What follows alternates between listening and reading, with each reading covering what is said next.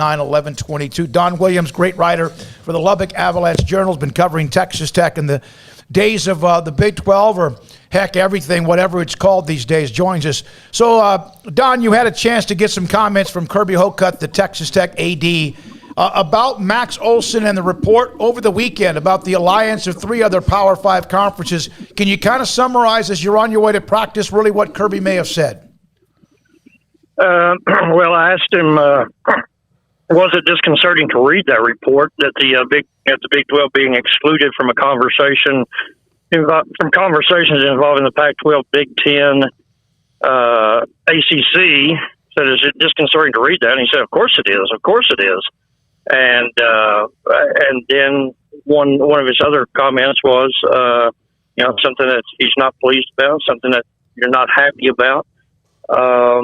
And so I think it's just, the other 8 schools in the Big 12, other than Texas and Oklahoma, are, it's been a nervous time this last month, and I think that story coming out on Friday night just made it more nervous and reinforced kind of the precarious position that the other 8 schools are in right now, and the uncertainty that they're facing. And I think the reality is this is not something that's going to come to a resolution soon. And I asked Kirby that, what do you think the most realistic timeline is for when Texas Tech knows something clearly and definitively about its future? And he said, that's a question I can't answer. And he said it does think it's going to take some time to work through. So what does he say going forward? How do you deal with an uncertain timeline and total uncertainty, especially when stuff's happening kind of behind your back constantly? I think he does what we're doing right now, and that's that he's on the phone. That was one of the other things that he said. I asked him what the last three and a half weeks have been like, and he said, I feel like I've been on the phone 16 hours a day. So this is a time when you exhaust all resources and you touch base. He said, with every contact that you've made throughout your career. He said that he's talked to the commissioners of 4 of the 5 power conferences, ADs in all of the Power 5 conferences, and they're pretty much pulling out all the stops. Don, how much stock do you put into the strength of this alliance between the Big 12 schools in Texas? So we heard about that last week as well. I mean, on the one hand, it seems smart to stick together. On the other hand, they've all got to be kind of looking at each other side-eyed, right, because of just everything that's been going on. So how much stock do you put in these Texas schools actually being able to kind of, use strength in numbers? Well, I think it benefits them until it doesn't benefit them. I mean, I don't think it hurts them to be united and to be publicly united and to be united behind the scenes at this point. Until now, of course, that would change if one of them were to receive an invitation from one of the other power conferences. But the reality is, none of them have received an invitation from one of the other power conferences at this point. And I think they all know the score. They all know that, yes, we're in the same boat here. None of us has a real secure future. It's a scary time. We have to be looking out for ourselves individually. They know that. They understand that.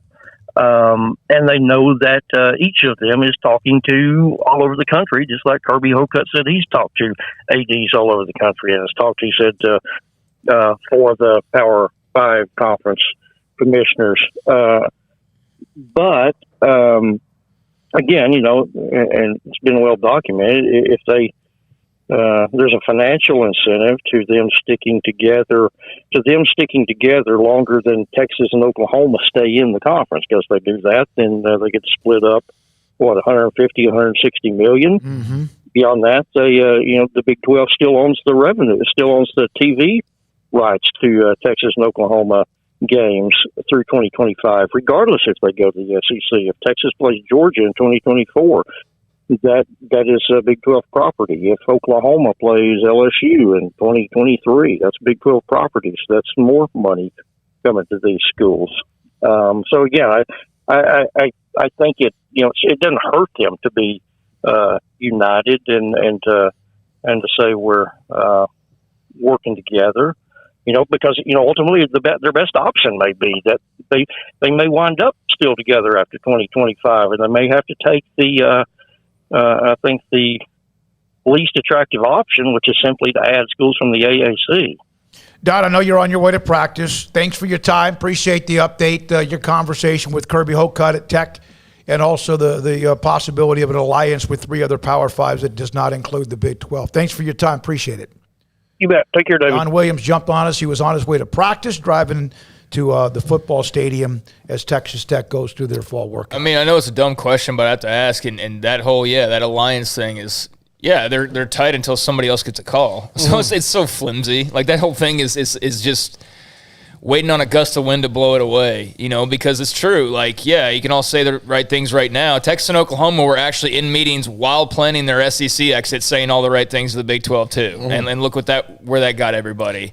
So, yeah, man, it's got to be a weird deal if you're, on the one hand, like, let's say you're Mac Rhodes and you're talking to Kirby Hocutt, and you have to trust him, right? And you got to think that he's trusting you. But at the same time, there has to be, like, as much as you trust the guy, there has to be, like, that 1% of, like, okay, once he got off the phone with me, did he go call someone? You know what I mean? Like, there's just the paranoia is everywhere. And because of that paranoia, when does somebody get desperate? But the best thing to do is be patient. No, it is. And everyone's saying they got to do something, but really, if they go and just, like, do something, like, haphazard, they end up losing so much out of this deal. The best thing to do is be patient. Don mentioned that. We've all mentioned that, and yet you have to be paranoid every day. Yeah, I mean, I've been saying since the very first week this broke that the only real option for the remaining Big 12 schools is to stick together. I mean, that's the only option they have. And, it might not be the greatest option, but it sure beats the one where you all just fall apart, and next thing you know, you're scheduling Sam Houston for homecoming every year as like a conference game. I mean, because that's what you could fall down into.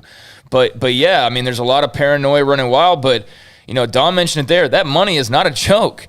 And, people who say, like, well, you got to do something. Well, I'm not just tossing aside $50 million just not with these 8 teams. To appease social media. No. Like, you know what I mean? Like, I'm not going to throw away $50 million when I'm about to make far less than I've made in the last 25 years. Like, that money's going to matter a great deal. So, yeah, I mean, they have no choice but to stick it out together. And I don't know what the whole ploy is by these other conferences of just not having any interest in these remaining 8 schools, because I think, there's no school in the remaining 8 that is a Clemson or a Georgia or a OU or whatever, but they're still big parts of college football. And if you look at, like, some of the biggest moments of the last 5, 10, 15 years, a lot of those schools are involved in a lot of those big moments. They might not bring in the money, and that's what this all boils down to, again, is money, but the fact that they're just kind of being overlooked entirely is a little strange to me. Well, the other thing I was kind of surprised about is, you shouldn't. I would, if all the Big 12 schools, in Texas are involved in this, or, I mean, if you get involved in the Big 12, you would at least want the Texas market or the voting block from Texas, wouldn't you? Yeah, that's what I'm saying. To maybe counteract Texas and Texas A&M. So, like, it's not going to – I mean, those 2 schools are huge, but, like, you've got 4 schools in Texas that can maybe, pull some weight there. So that's why I was surprised you wouldn't just have all the other 4 meet together and do it. Like, I get that, like, maybe Kansas State, TCU, Baylor, whoever, they're not blowing your skirt up or anything, but, like, there's still some value there. Yeah, no, there's value there, and I don't know why, just from my standpoint, again, I know it's about the money, and so, like, it's the same answer really as for West Virginia fans of, like, why not the ACC? Well, again, did they bring down the value? And I understand that maybe where the hesitation is okay, if you add TCU and you add Baylor and you add Texas Tech, then, maybe each school is now making $15 million versus making $20, and that would be problematic. I understand that, but I would have to also think that it sure beats the option of just basically handing over the entire state of Texas to one conference. Because if Texas goes to the SEC and no one goes and plucks these other schools, the Power 5 Texas representation would be 2 schools in the SEC, and that's it. And that's it. And so I don't know why, if you were the ACC or the Pac-12, and, like, if it's because of, well, Baylor's Baptist, okay, well, then screw you, snob. Forget it then. But as far as, like, having a footprint, I mean, you're just going to let them have it, like let the SEC just have the state of Texas, and they have a large chunk anyways with College Station and Austin, but if these other schools just go down a level, then that's all there is. You know what? There was level. a time, sometimes we forget this. I know that the SEC has won like 11 of the last 16 national titles. Okay, I get it. They are the most powerful conference, no question about it. But a lot of these things can be cyclical. Now, the SEC is trying to set it up where it won't be. They're just going to have everybody, right? They're going to have all top 16 teams in the world, and that's fine. But there was a time when the SEC was not elite, and what they did is they went out and got better, and they got more committed, not to playing football. The South has always been worried about playing football, but they've actually and methodically added Missouri and Texas A&M, now Oklahoma and Texas. And what they've done, they look like the big bad wolf or the big 800-pound gorilla. Yeah, because they've thought this through. They've been smart. How hard is it in this day and age to be able to get Texas and Oklahoma on board and nobody knows about it except Texas and Oklahoma and maybe a handful of people? They have done what other programs, and I think the Big Ten, as good as it can be at times, has kind of just sat back in their big fat couch with Ohio State, Michigan, maybe Penn State, Wisconsin, and said, we're fine. The Pac-12 and the Big 12 always, like everyone else around them, was getting better, bigger, better, faster, stronger, right? And they became irrelevant. The ACC's got some dudes, but they've become kind of only a couple of teams at the top as well. It's not as if other conferences can't beat the SEC, but you're starting to get into a turf war for wins and losses when 75% of the turf war is owned by the SEC.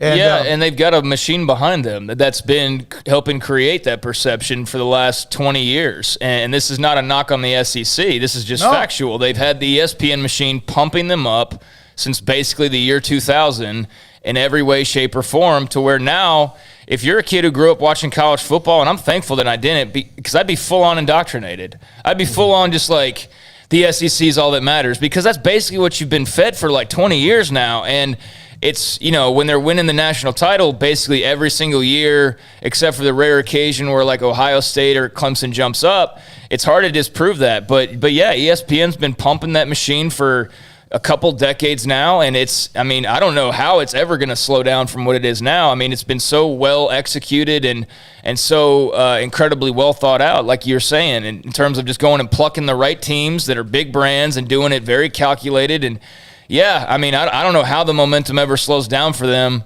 but there is life outside of it as well. So, we'll see. It sure seems like the world's getting smaller, not bigger, at least when it comes to college football, which is kind of the opposite of the real world in some ways. But, these remaining Texas teams, they've got some questions to answer, that's for sure. And as does Kansas State, Iowa State, among some others. From Kalani, what are your thoughts